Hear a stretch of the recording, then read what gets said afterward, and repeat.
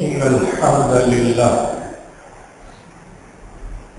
نحمده ونستعينه ونستغفره ونعوذ بالله من شرور أنفسنا وسيئات أعمالنا من يهده الله فلا مضل له ومن يضلل فلا هادي له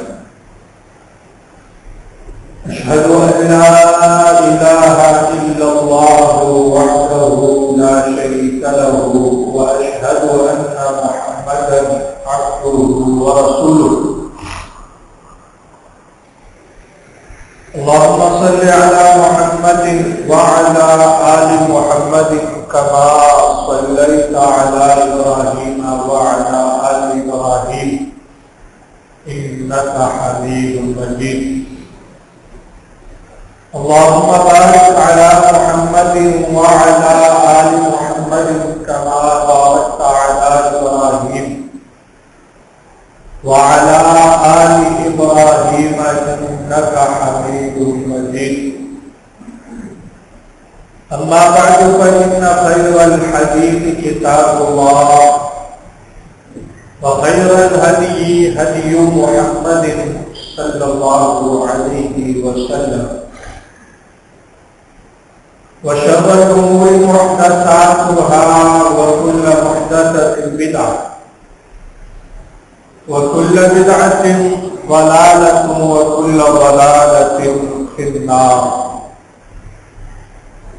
سبحانك لا علم لنا إلا ما علمتنا إنك أنت العليم الحكيم رب اشرح لي صدري ويسر لي أمري واحلل عقدة من لساني يفقهوا قولي رب زدني علما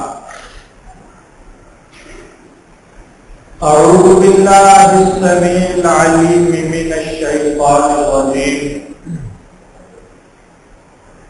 لا تجد قوما يؤمنون بالله واليوم الآخر يوادون من حاد الله ورسوله ولو كانوا آباءهم أو إخوانهم أو عشيرتهم أولئك كتب في قلوبهم الإيمان وأيدهم بروح منه ويدخلهم جنات تجري من تحتها الأنهار خالدين فيها أبدا رضي الله عنهم ورضوا عنه أولئك حزب الله ألا إن حزب الله هم المفلحون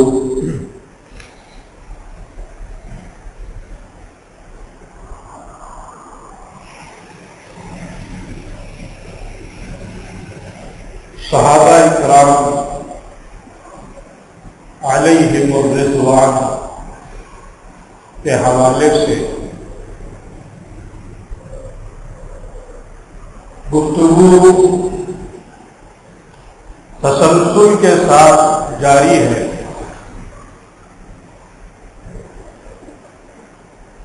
گزشتہ جمعے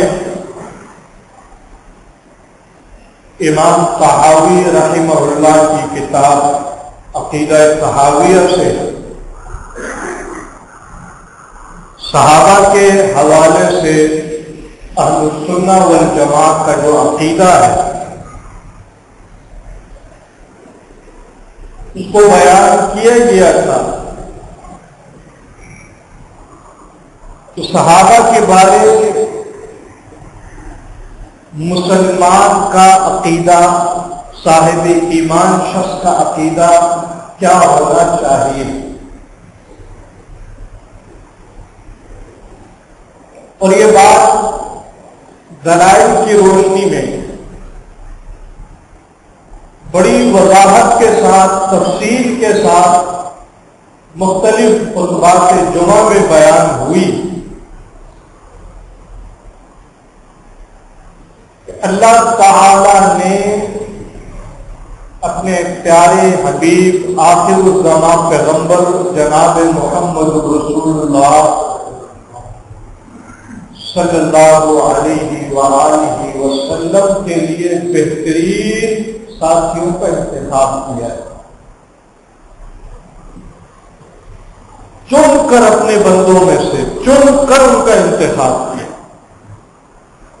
ہر گیرے گیرے کو شرف صحابیت سے نہیں نوازا،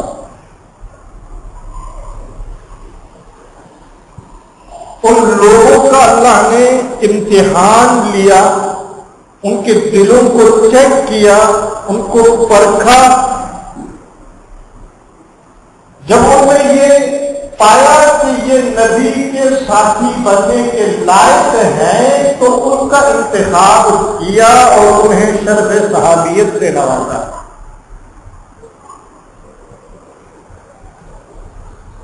نبی علیہ السلام کے سارے صحابی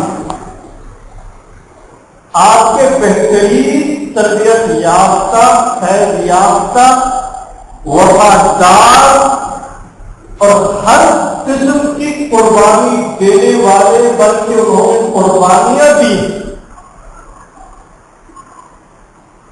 بہترین لوگوں کا انتخاب اللہ نے کیا ہے اور کائنات کی بہترین شخصیت جناب محمد رسول اللہ صلی اللہ علیہ وسلم نے ان لوگوں کی تربیت کی ہے، ان کی اصلاح کی ہے، ان کا تزکیہ نفس کیا ہے،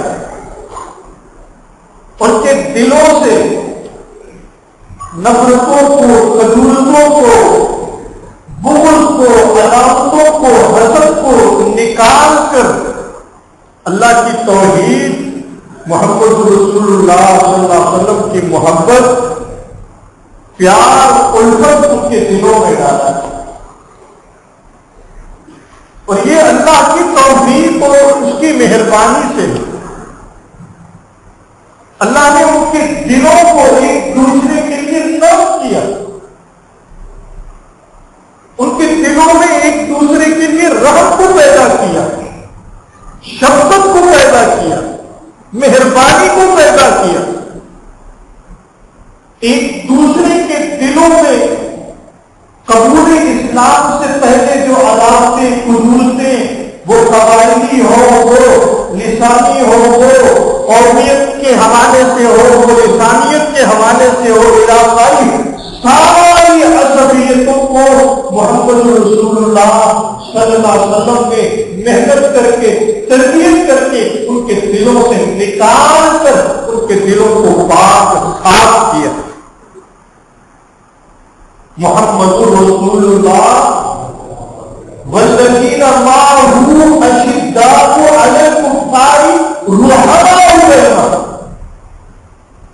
اللہ کے پیغمبر اور آپ کے ساتھ جو ہے، جو بھی آپ کے ساتھ ہے، آپ کا وفادار ہے، جانشار ہے، خیر یافتہ ہے، آپ کا شاگرد ہے، آپ کی تربیت سے رہنے والا ہے، آپ کی صحبت سے فائدہ اٹھانے والا ہے، فرمایا کہ والذین معه، جو بھی آپ کے ساتھ ہیں ان کے اوصاف کیا ہے؟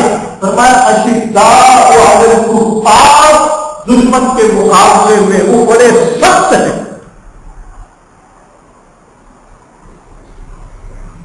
دین اسلام کے دشمن کے حوالے سے ان کے دلوں میں کوئی نرمی نہیں ہے۔ وہ دشمن ان کا باپ کیوں نہ ہو، بھائی کیوں نہ ہو، برادری کیوں نہ ہو، وہ دشمن ہے تو اس کے ساتھ دشمنی نبھائی ہے دینی اصولوں اور بنیاد پر۔ بڑی مثالیں آپ کو ملیں گی، بڑی مثالیں صحابہ۔ سیدنا مصعب بن عمیر رضی اللہ تعالیٰ عنہ نبی علیہ السلام کے جانشار ساتھی، شاگرد، ایک جنگ میں دیکھتے ایک انصاری ان کے بھائی کو گرفتار کر کے قیدی بنا رہا ہے، کے ہاتھ باندھ رہا، سگا بھائی۔ اس انصاری کو مخاطب ہو کے کہتے ہیں، اور میرے انصاری بھائی، اس کے ہاتھ مضبوطی سے باندھنا، اس کی ماں مالدار ہے، وہ فدیے میں بڑا مال دے۔ والذین معہ، جو محمد رسول اللہ صلی اللہ علیہ وسلم کے ساتھ ہے، ان کی پہلی صفت کیا ہے؟ اشداء علی الکفار، کافروں پر، دین اسلام کے دشمنوں پر بڑے سخت ہیں، کوئی نرمی نہیں۔ وہ دشمن سگا بھائی بھی ہے تو دشمنی کو ظاہر کیا ہے کہ میری محبت محمد رسول اللہ صلی اللہ علیہ وسلم کے ساتھ۔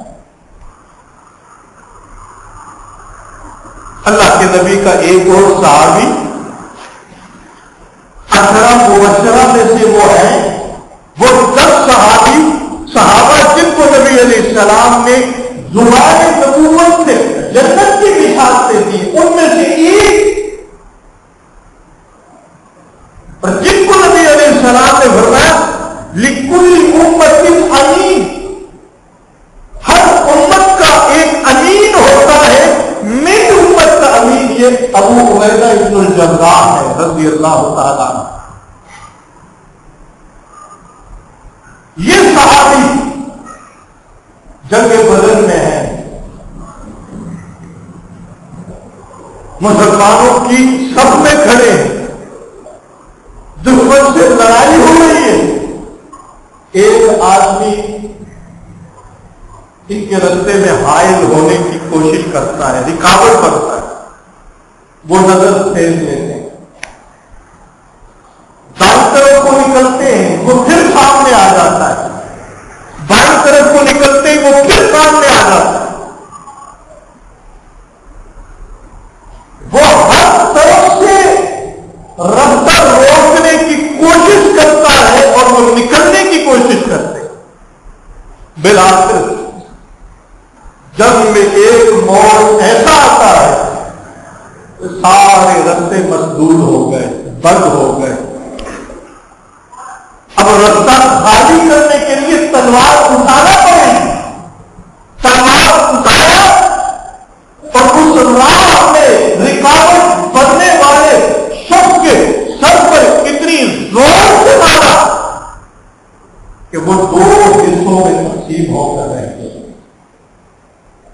ابو عبیدہ بن الجراح رضی اللہ تعالیٰ عنہ کی تلوار سے وہ راہ روکنے والا، راہ بند کرنے والا، رستوں میں حائل ہونے والا 2 ٹکڑوں میں بن گیا۔ آپ جانتے ہیں وہ قتل ہونے والا کون تھا؟ صحابہ اکرام رضوان اللہ علیہم اجمعین، یہ شرف ایسے نہیں ملا۔ صحابیت بڑا اونچا مقام ہے، بڑا اونچا مرتبہ ہے۔ یہ بار بار میں نے جملہ دہرایا ہے کہ شرف صحابیت یہ تکسب سے حاصل نہیں ہوتا، محنت کر کے حاصل نہیں ہوتا۔ صحابیت کا مقام محنت سے حاصل نہیں ہوتا۔ غریب محنت کرے تو امراء کی صف میں اپنی محنت کے بلبوتے شامل ہو سکتا ہے، کچھ ذہن محنت کر کے ذہین بن سکتا ہے، طالب محنت کرے تو عالم بن سکتا ہے۔ پوری کائنات مل کر محنت کرے، کوشش کرے، مال خرچ کرے، وقت خرچ کرے، پوری دنیا کی کتابیں رکھ لے، پڑھ لے، بڑے بڑے محدثین، فقہاء، مفسرین، مجتہدین کی خدمت میں بیٹھے، ان سے علم حاصل کرے، عمر روح بھی ملے، قانون کا خزانہ بھی ملے، صبر ایوب بھی ملے، یہ سب مل کر بھی وہ محنت کرے تو نبی علیہ السلام کے ادنا صحابی کے پاؤں کے لگنے والی مٹی بھی نہیں بن سکتا۔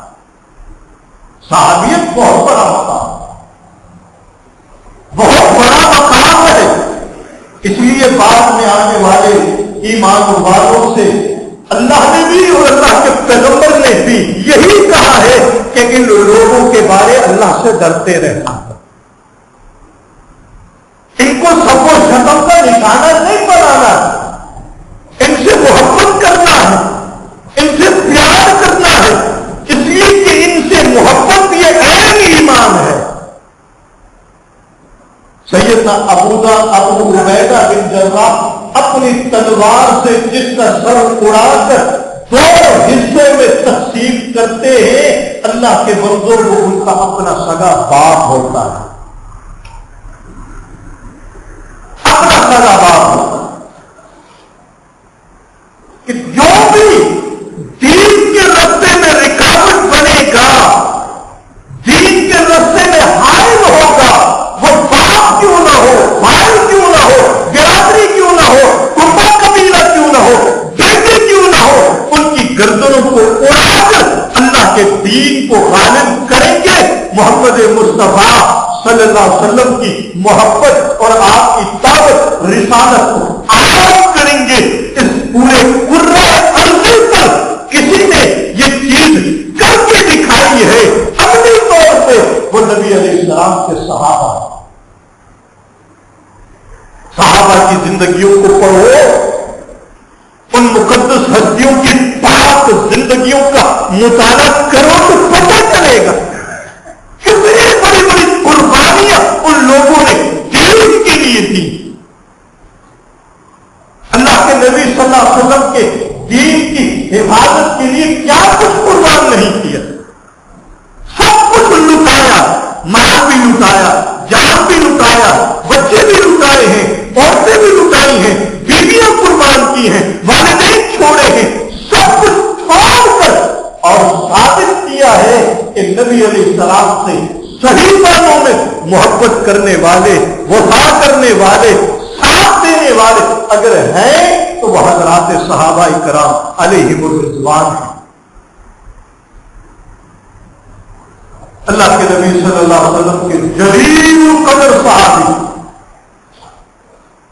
जलील कदर सहाबी सैयदना अबू बकर सिद्दीक रज़ी अल्लाह तआला अन्हु, कितना बड़ा मकाम है, कितना बड़ा मकाम। सही बुखारी की रिवायत है, एक मर्तबा सैयदना अली रज़ी अल्लाह तआला अन्हु के बेटे मोहम्मद बिन हनफिया उनका नाम है, पूछते हैं नबी अलैहिस्सलाम के बाद सबसे बेहतरीन इंसान कौन है?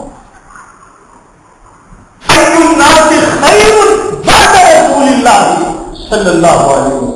अब्बा जान, नबी अलैहिस्सलाम के बाद सबसे बेहतरीन इंसान की निशानदही कीजिए।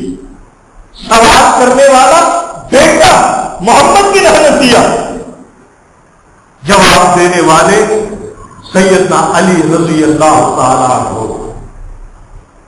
क्या फरमाते हैं कि नबी अलैहिस्सलाम के बाद सबसे बेहतरीन इंसान वो अबू बकर सिद्दीक है। फिर पूछते हैं सुम्मा मन कौन है? फरमाया उमर इब्नुल खत्ताब है। तीसरा सवाल तीसरे बंदे के बारे में मोहम्मद बिन हनफिया पूछने लगते हैं, सवाल का उसलूब चेंज कर लेते हैं, अंदाज बदल लेते हैं। कहते हैं मुझे डर लगा कि तीसरे पे किसी और का नाम न ले दें अपनी बजाय। फिर मैंने कहा कि तीसरे नंबर पे तो आप होंगे ना। अपने बारे कहा मा अना इल्ला रजुलुन मिनल मुस्लिमीन। और मेरे बेटे मोहम्मद बिन हनफिया, मुझे मेरे बारे पूछते हो, मैं तो आम मुसलमानों में से एक हूं, आम मुसलमानों में से एक। एक और रिवायत है सैयदना अली की, और ये रिवायत अहलुस सुन्नह की कुतुब में नहीं है, शिया मजहब की वो किताब जिसे उनके मजहब में सही बुखारी का दर्जा हासिल है। हमारे यहां अल्लाह की किताब के बाद सबसे अजीज किताब वो सही बुखारी है। इस तरह उनके मजहब में वो काफी कुलैनी कहलाती है, उसूल काफी। کے کسی امام کلینی نے لکھی ہے، اس کافی میں یہ روایت سیدنا علی سے منقول ہے. فرماتے ہیں لا یفضلنی احد ابی علی ابی بکر وعمر الا جلدته خط المفتری. کوئی مجھے ابو بکر و عمر کے برابر کھڑا نہ کرے بلکہ ان سے اونچا مقام نہ دے. کوئی بھی مجھے ابو بکر و عمر رضی اللہ تعالیٰ عنہما سے بلند نہ کرے. جو بھی یہ کرے گا میں اسے 80 کوڑے ماروں گا، 80 کوڑے ماروں گا. یہ کون کہہ رہا ہے؟ سیدنا علی فرما رہے ہیں. کتاب انہی کے مذہب کی، روایت انہی کی کہ مجھے ابو بکر و عمر پر کوئی بھی فوقیت نہیں دے. جو بھی مجھے ابو بکر و عمر سے مقدم کرے گا میں اسے مفتری یعنی تہمت لگانے والے کی جو سزا قرآن نے بیان کی ہے 80 کوڑے میں اسے ماروں گا. یہ سیدنا علی فرما رہے ہیں.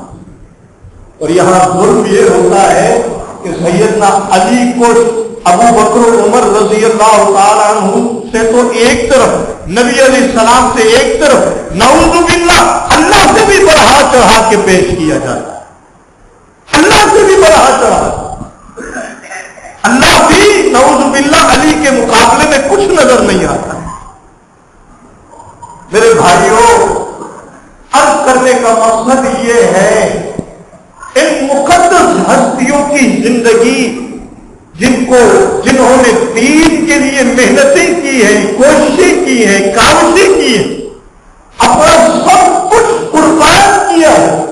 سیدنا ابو بکر صدیق کی قربانیاں دیکھیں، کتنی عظیم قربانیاں. نبی علیہ السلام فرماتے ہیں کہ جس کا مجھ پر حق تھا دنیا میں احسان کیا اس کا میں نے بدلہ دے دیا، سوائے ابو بکر کے کہ اس کے مجھ پر اتنے احسانات ہیں کہ اس کے احسان کا بدلہ اللہ ہی دے گا. نبی علیہ السلام کے لیے قربانیاں کیا دی ہیں. ایک جنگ کے موقع پر آپ نے اعلان کیا، اپیل کی کہ جنگ ہے، قربانی امداد چاہیے، سب مدد کریں، تعاون کریں. سیدنا عمر رضی اللہ تعالیٰ عنہ فرماتے ہیں کہ آج جو ہے موقع ہے سیدنا ابو بکر سے آگے بڑھنے کا. ہمیشہ نیکیوں میں سبقت لے جاتے ہیں، خیر کے کام میں آگے نکل جاتے ہیں. آج میں ابو بکر سے آگے نکل کے دکھاؤں گا. نبی علیہ السلام کی خدمت میں اپنے گھر کا مال لاتے ہیں، جمع کرتے ہیں، سارے مال کو آدھا مال گھر میں چھوڑتے ہیں اور آدھا لے کر نبی علیہ السلام کی خدمت میں پیش کر کے ایک طرف کھڑے ہو جاتے ہیں کہ دیکھوں ابو بکر آج کیا لاتا ہے.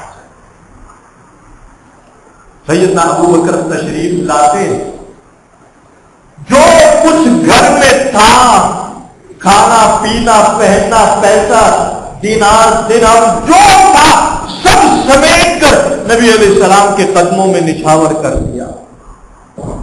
آپ نے پوچھا ہے ابو بکر گھر والوں کے لیے کچھ چھوڑ کے آئے ہو؟ کچھ ان کے لیے بھی چھوڑا ہے؟ کیا فرماتے ہیں اب قریب لہم اللہ ورسولہ، اے اللہ کے نبی میں نے اپنے گھر والوں کے لیے اللہ اور اس کا رسول چھوڑ کے آیا ہوں. سیدنا عمر فرماتے ہیں کہ کوئی بھی ابو بکر سے سبقت نہیں لے جا سکتا، کوئی بھی ابو بکر کے آگے نہیں بڑھ سکتا. کتنی بھی کوشش کر لے ابو بکر سے کوئی آگے نہیں بڑھ سکتا. کتنا بڑا مقام ہے سیدنا ابو بکر صدیق. یہ مقام، یہ مرتبہ قربانیوں کے نتیجے حاصل ہوا. سیدنا عمر کا مقام کتنا عالیشان، کتنا بلند مقام. فرمایا ان اللہ جعل الحق علی لسان عمر وقلبی، اللہ نے حق کو عمر کی زبان پر جاری کر دیا. عمر کی زبان پر. سیدنا عمر کا مقام اللہ کے ہاں کتنا بلند تھا، کتنا بلند تھا. قرآن مجید میں غور کریں تو 44 مقامات ایسے ہیں، 44 کہ سیدنا عمر کی خواہش ہوتی تھی کہ اللہ تعالیٰ اس بارے میں یہ حکم نازل کر دے۔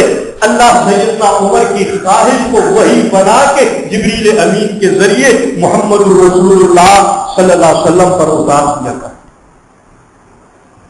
کتنا بڑا مقام ہے سیدنا عمر۔ یہی سیدنا عمر رضی اللہ تعالیٰ عنہ کیا فرماتے ہیں؟ نحن قوم اعزنا اللہ بالاسلام، اے لوگوں ہم وہ قوم ہیں جنہیں اللہ نے اسلام کی وجہ سے عزت سے نوازا۔ ہمیں جو عزت ملی ہے، جو احترام ملا ہے، جو شان ملا ہے، جو مقام، جو وقار حاصل ہوا ہے، اسلام کی وجہ سے ہوا ہے۔ اسلام کی وجہ سے اپنے دور خلافت میں، اور بڑی بہترین حکومت کی، بڑی بہترین سیدنا عمر کا دور خلافت کتنا بہترین تھا کہ آج بھی یورپ کی یونیورسٹیوں میں جو قانون، جو لا پڑھایا جاتا ہے، وہ سیدنا عمر رضی اللہ تعالیٰ عنہ کا مرتب کرتا، اور آپ کے دور خلافت میں جو نافذ تھا اسے پڑھایا جاتا۔ اس سے بہترین قانون، اس سے بہترین ضابطۂ حیات کہیں نہیں۔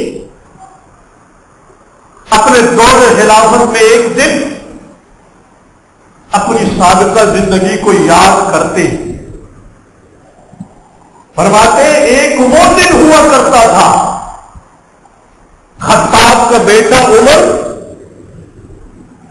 کپڑے کی جگہ، کپڑا میسر نہیں، کپڑے کی جگہ بوری کا بورا جو ہوتا ہے اس کو قمیض بنا کے، موٹا بورا اس کو پہن کے، اور باپ نے ہاتھ میں لاٹھی دی ہوتی تھی کہ جاؤ مکہ کے پہاڑوں میں یہ اونٹ چراؤ، اور تھوڑی سی غلطی پہ میرا باپ خطاب لاٹھی سے مار مار کے کھان ادھیڑ دیا کرتا تھا۔ اور آج اللہ نے اتنی بڑی سلطنت کا مالک بنایا، 22 لاکھ مربع میل پر حکمرانی کرنے والے سیدنا عمر رضی اللہ تعالیٰ عنہ۔ اور حالت کیا تھی؟ حاکم وقت کی حالت کیا تھی؟ جب عراق کے ایک بڑے سپہ سالار کو مسلمان گرفتار کر کے مدینے لائے، سپہ سالار تھا فرزان غالباً اس کا نام تھا، وہ سوچ رہا تھا کہ یہ مسلمانوں کا خلیفہ جس کے نام سے دنیا کانپتی ہے، ہیبت طاری ہوتا ہے، بڑا محل ہوگا، شاندار قسم کا، عالی شان قسم کا محل ہوگا، دربار ہوں گے، دربار بڑا سجا ہوا ہوگا، اونچی کرسی پہ مسلمانوں کا خلیفہ پورے طنطراق اور جاہو جلال کے ساتھ بیٹھا ہوا ہوگا۔ وہ ان تصور میں ہاتھ بندھے ہوئے ہیں، مدینہ کی گلیوں میں اسے گھسیٹتے ہوئے لائے مسجد نبوی میں۔ کیا دیکھتا ہے کہ ایک شخص ننگے فرش پہ اینٹ کو تکیہ بنائے لیٹا ہوا ہے، اور یہ سارے اس کے ارد گرد بیٹھے ہوئے، اس کے حاشیہ خیال میں نہیں کہ یہ مسلمانوں کا خلیفہ۔ مسلمانوں کے خلیفہ کی حالت کو دیکھ کر جس سے پوری دنیا کانپتی ہے، اس حالت میں سو رہا ہے، محل کو ایک طرف ایک کمرہ بھی نہیں ہے، اور کچی فرش پر، مٹی پر اینٹ کو تکیہ بنائے پورے سکون کے ساتھ، اطمینان کے ساتھ سو رہا ہے۔ یہ مسلمانوں کے خلیفہ سیدنا عمر رضی اللہ تعالیٰ عنہ کی حالت۔ قمیض پر 12 پیبند لگے ہوئے ہیں چمڑے کے۔ جب مسلمانوں کی یہ حالت تھی، اللہ تعالیٰ نے انہیں عروج سے نوازا، انہیں اقبال سے نوازا، انہیں بلند کیا۔ یہ وہ نبی علیہ السلام کے جانثار ساتھی ہیں، صحابہ ہیں، جنہوں نے قربانیاں دے کر اس دین کو ہم تک پہنچایا ہے۔ اللہ کے بندوں، بحیثیت مسلمان ہمارے دلوں میں ایمان ہے، ہمارے دلوں میں اگر ایمان ہے اس ایمان کا تقاضا یہ ہے کہ نبی علیہ السلام کے سارے صحابہ کا احترام کریں، ان کی توہین نہ کریں، ان سے محبت کریں، ان سے پیار کریں، ان کی زندگیوں کو مشعل راہ بنائیں، ان کو اسوہ اور قدوہ بنائیں۔ اس لیے اللہ فرماتا ہے اولئک کتب فی قلوبہم الایمان، اللہ نے ایمان بطور مہر کے ان کے دلوں میں ڈال دیا ہے، یہ پکے مومن ہیں اور اللہ ان سے راضی ہو گیا ہے، ان کے لیے جنات ہے جن میں وہ ہمیشہ رہیں گے۔ اور آگے فرمایا اولئک حزب اللہ، اے لوگوں یاد رکھو نبی علیہ السلام کے یہ صحابہ سب کے سب حزب اللہ ہیں، اللہ کی جماعت، یہ اللہ کی جماعت ہے۔ اور اللہ خبردار انا بے شک حزب اللہ، اللہ کی جماعت، ہم المفلحون، یہی کامیاب ہیں، یہی کامیاب۔ اور اگر ہم کامیابی چاہتے ہیں تو ان حزب اللہ کی پیروی کریں، ان حزب اللہ کے نقش قدم پر چلیں، ان حزب اللہ کو اپنا قدوہ بنائیں، اسوہ بنائیں، نمونہ بنائیں، ان کی زندگی میں اپنی زندگیوں کو ڈھال کر اپنی دنیا بھی سنبھالیں، اپنی آخرت بھی سنبھالیں۔ اللہ سے دعا ہے اللہ مجھے اور آپ کو نبی صلی اللہ علیہ وسلم کے صحابہ اکرام سے پیار کرنے کی، محبت کرنے کی توفیق دے، ان کے نقش قدم کو اختیار کرنے کی توفیق دے۔ وآخر دعوانا